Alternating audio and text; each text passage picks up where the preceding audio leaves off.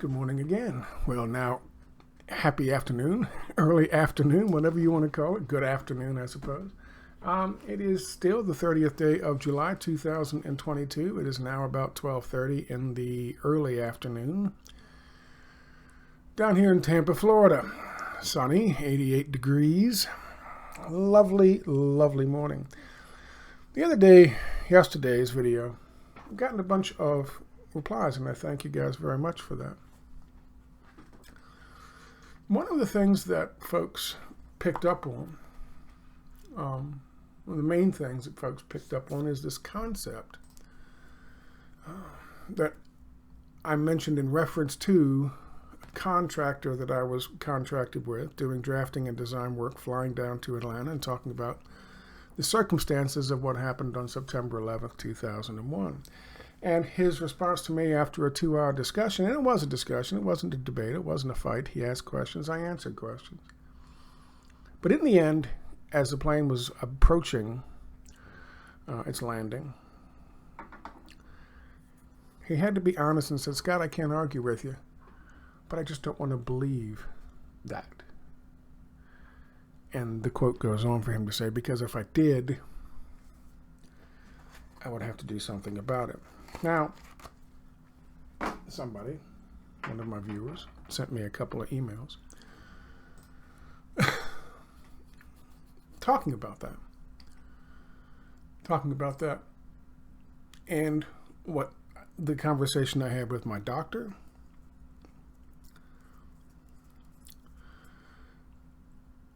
and how people are choosing to ignore what they all know as the reality of what's happened and how this has unfolded over the last 2.5 years. So he writes me about this and about that that discussion I had with the doctor and the discussion I had with the builder in the plane. And this is what he writes. "I struggle with understanding the psychology of people like your doctor who admittedly appear to be the majority and most accepted in modern society. I wonder if the fear of being shunned by the perceived majority is so strong, especially with the relatively successful and well-indoctrinated professionals, that it can override the obvious contradictions in what the fearful mind is forced to believe. So fearful, in fact, that the mind must also force itself to always appear calm and reasonable in its paralysis." He then went on to write, "That is exactly what my dad said to me." Talking about, I can't argue with me, but I can't argue with you, but I don't want to believe that. He says, "That's exactly what my dad said to me. He went so far as to say he'd rather believe things he knows are false because he can live with it, but cannot live with my version of the truth. I've had an employee say somewhat similar things. I think it's a very common thread." He says, "I think this is a common phenomenon as circumstances become overtly more horrible, and those inflicting terror on the public understand that psychology very well. Hence the blatant gaslighting and overtly publicized contradictions." End quote. I couldn't agree more with my own personal observations. Obviously, I couldn't agree more. But the question becomes, why? Now, as he points out, and as I've pointed out before, clearly those with the most to lose often will hang on the longest to the system that is already in place.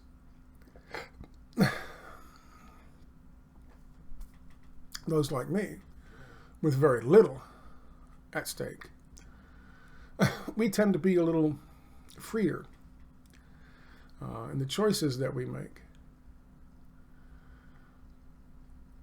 And that's understandable. Somebody with children and with employees and with a business or with, slaves and status and a plantation and 7 children, that individual might be willing to suffer the slings and arrows of outrageous fortune for much, much, much longer than, say, a worker, a field hand, a slave. And this is a very, very true and interesting statement. and concept. But it always boils down to the same thing. And I will put this out there in the form of a document that was written a long time ago. And it was in Congress, and it was submitted to our masters overseas.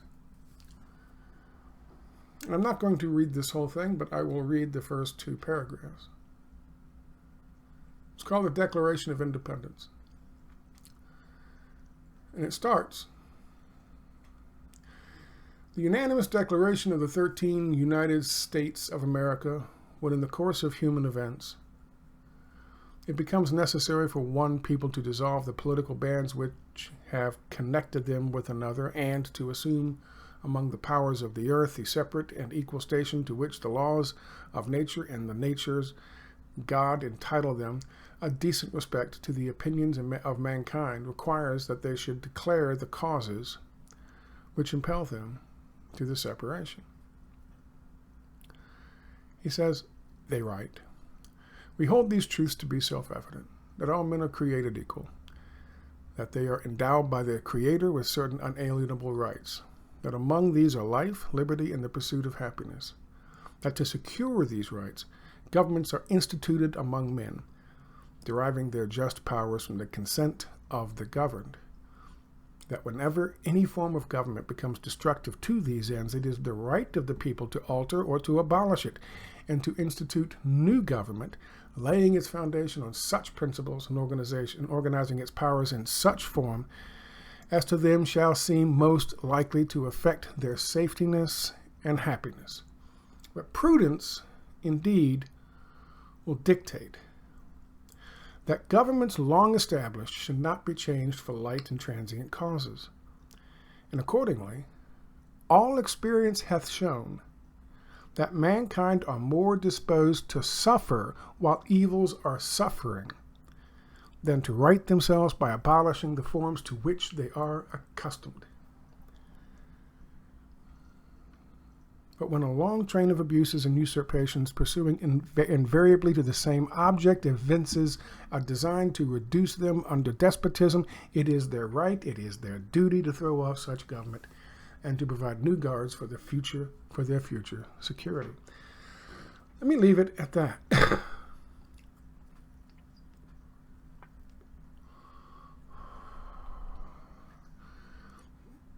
The gentleman who wrote me this is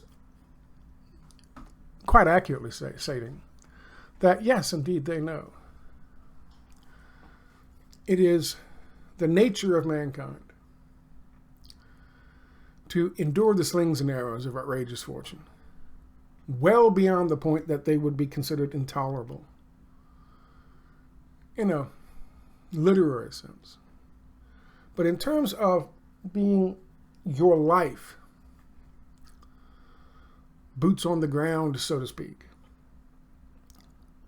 people will put up with the worst kind of treatment from their government, working on behalf of big business,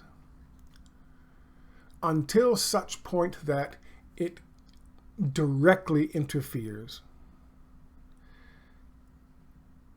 with their lives. Understand what I'm saying. The person who was on the flight with me, this man's father, apparently, if what he says is accurate or an accurate memory, what they're basically saying is what we don't want is the chance that if successful, what is rebuilt in the wake of this is less for us than it is now. You have to show them that where it is going, if it is allowed to continue this new world order, from the World Economic Forum, the Great Reset, the Fourth Industrial Revolution, you have to prove to them beyond any reasonable doubt, and then go further than that, that they will have nothing, that they aren't part of the big club, because they have so much to risk. And in that, I want to end with a little lesson from a film called The Patriot. And it's a very simple lesson. I'll just read the two highlighted paragraphs. During the American Revolutionary War in 1776, Captain Benjamin Martin, a veteran of the French and Indian War and a widower of 7 children, is called to Charleston to vote in the South Carolina General Assembly on a levy supporting the Continental Army. Fearing war against Great Britain and not wanting to force others to fight when he will not, Benjamin, played by Mel Gibson, Benjamin abstains, but the vote is nonetheless passed, and against his father's wishes, Benjamin's eldest son, Gabriel, joins the army. Let me stop for a second. He gave an impassioned speech about that. As bad as things are now, they could be worse. They're talking about the fucking British Empire. Nobody successfully spits in the face and breaks away from the British Empire. Nobody. And what we could end up with in the end could be much, much worse than what we have now.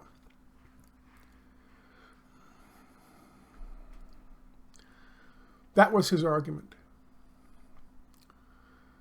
Moving on with this plot summary. 2 years later, Charleston falls to the British, and wounded Gabriel returns home carrying dispatches.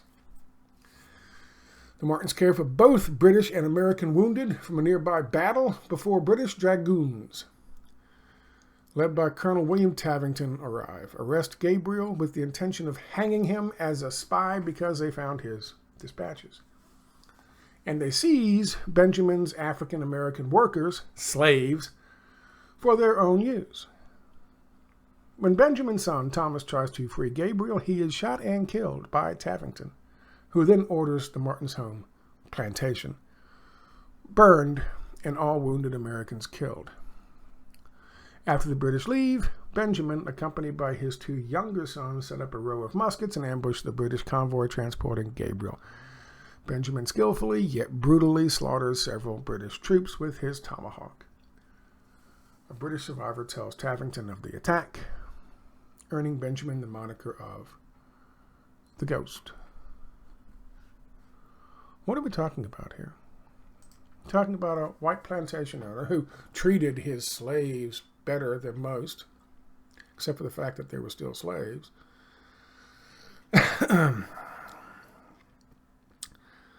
But he is somebody who feared what could be on the other side if the revolution, if the fight, if the struggle went well or went poorly. If it goes poorly, they're just going to crack down more on us. They're just going to demand more from us. I won't be able to have my plantation. My 7 fucking white children won't have a set future. Be able to go to colleges. Like, I've got a lot at risk, at stake here. If it goes well, what's on the other side of it? No. They didn't want that. He didn't want that. And I say they didn't want that because I'm now talking about possibly even this individual's father and, of course, a man I was talking to on the plane. Yes, they understood there was a need for this action. But the cost-benefit equation didn't work out the same way it does for us. Until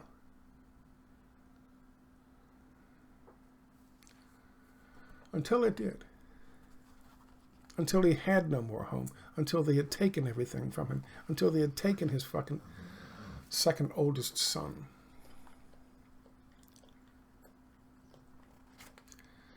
Until they had decimated his image of himself within the community that he helped build.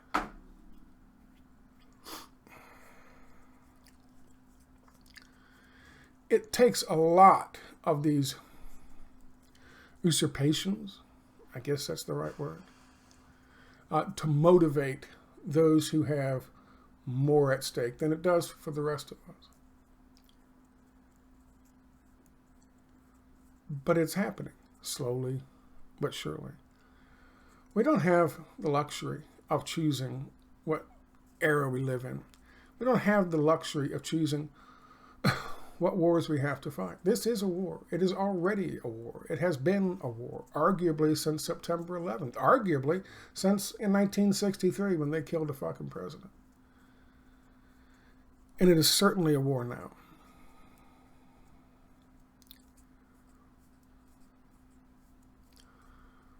The good news is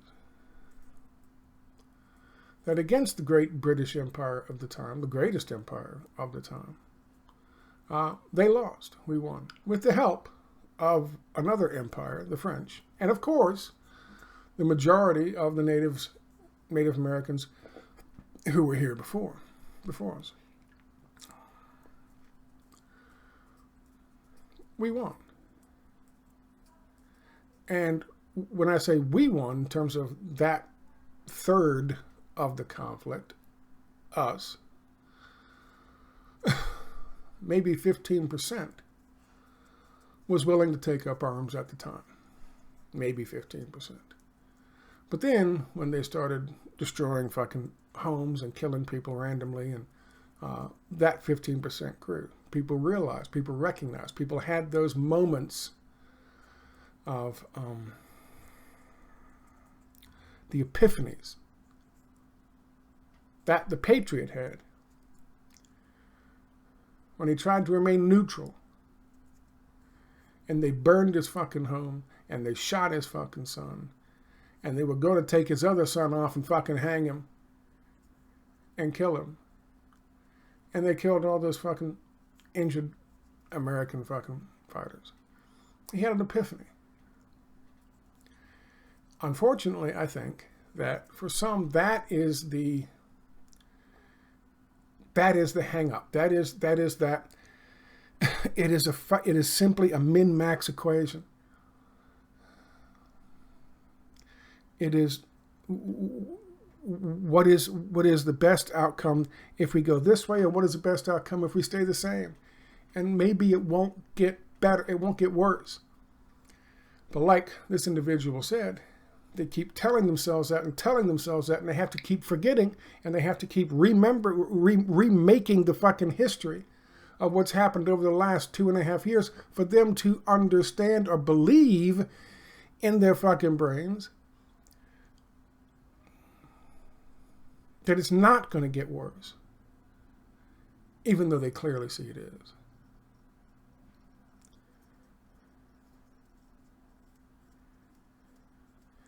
I hope that it doesn't require that kind of fucking horror that that individual, Benjamin, had to go through in order to make the decision that he made. In the end, what did he gain? He was right in a way, because as the war raged on, he lost his second oldest son. He lost his fucking home. He was reduced to being nothing, a ghost of his former self. What did he gain from all that? That could be an argument that you make. The other argument that you could make is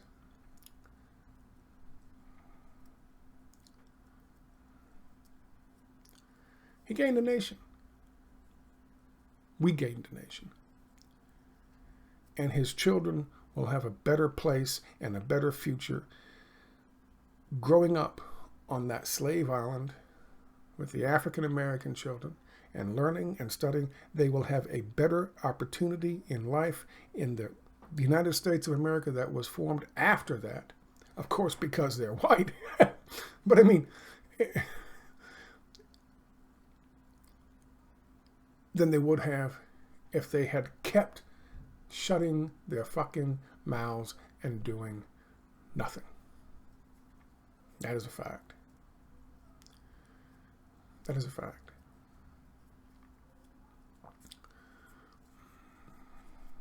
It's a difficult equation. And it's one everybody has to fucking do for themselves. It's math everybody has to figure for themselves. But you're not given the choice as to which times you live.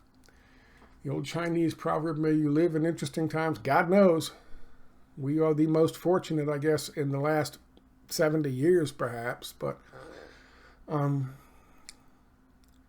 you are not fucking given the choice as to the call to arms for the war of that time. The only choice you have is how you respond to it and how you live with yourself afterwards. And that's it. And there's a lot of stuff that factors into it. Kind of an abrupt cutoff to that stream of consciousness talk we were having there for a second, but I screwed up. As I was wrapping the thing up, saying that I don't bear any animosity towards the individuals mentioned before, either the father, the client, or the doctor, I screwed up and mentioned the person's name in terms of who sent me the email. And I can't have that. So, had to edit that out. And you know I suck at editing. However, it works out because we got this cat grift, this nifty cat grift instead. Anyway, there is my point. That is the lesson from the fucking Patriot, I believe, and that is you don't know what's on the other side. You don't know what's worse. You don't know if it's going to be worse than where you are now. But with the hope, with the belief, the desire, that even if in the short term it's worse, in the long term it will be better, you will win things like nation states. You will win things for your family, for the people that you live your life for, your children. You will win things on the other side. That is the possibility. That is the fucking gamble. Will it continue to get fucking worse? Yes, indeed it will. Will you be a slave of theirs? Yes, you fucking will. And I don't care if you're a doctor. They're replacing doctors now with fucking robots and with fucking AI. They're replacing doctors and bringing them in from other parts, other places in the world, which is all fine and good. But they're going and they're replacing doctors with registered nurses. They're replacing doctors with other people who can do their fucking jobs, so that they haven't got to pay that much for that fucking service. And that's the businesses that own and run this fucking country. And if you think it's going to stop there, doctors, lawyers, judges, journalists, if you think it's going to stop there, it's not. Once they get the fucking AI down pat, they won't need Chuck Todd anymore. And they damn sure won't need Chuck Todd's offspring. Part of the reason these people do these things is because they know if I'm going to be on the in this fucking industry, I can, depending on what my children do, if they can't succeed anywhere else, they can damn sure come here and succeed in this. They will be given a leg up in this. That's not going to be the case. It's never going to be the case in certain fucking industries, including medicine. None of that will be real anymore. If you want to exploit that shit, then we've got to fucking get together and stop this goddamn World Economic Forum takeover. 23 million people died stopping the fucking German war machine. The Third Reich, the fascism, from entering their country and from making it all the way to their fucking capital and taking their fucking capital. 23 million people heard the call and answered with their lives.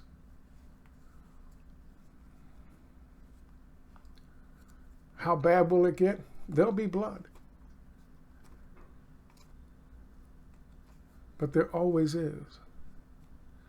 Whether they are doing a fascist takeover from the business plot of 1934 with fucking a bloody coup, or whether they are doing it through incrementalism, through a hearts and minds campaign of terror and fear and subservience and censorship. There will be blood.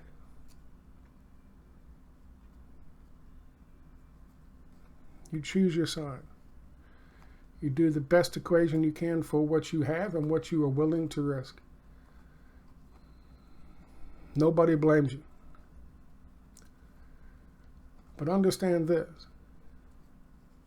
You can keep lying to yourself and lying to yourself and lying to yourself and re-remembering and rewriting history until the day they come in and shoot your second oldest fucking son dead. Now that's just a fucking story. That's just a fucking film. Maybe they shoot him dead with something similar to a bullet, or maybe they shoot him dead with something similar to censorship, or maybe they cancel him, or maybe it's a faux vax. Maybe they don't burn down your house. Maybe they just force you to give it up to BlackRock, Vanguard, State Street. They want everything, they'll take everything. And you are not fucking as special as you think you are. But there are no hard feelings. No one should harbor any animosity. You come to your choice in due time. But I'll tell you right now, if things keep going the way they are, you will come to the same choice we've made. And of that, I have absolutely zero doubt. I thank you for your time. And let's see if Scott can edit 2 videos together. I'm going to bet he can't.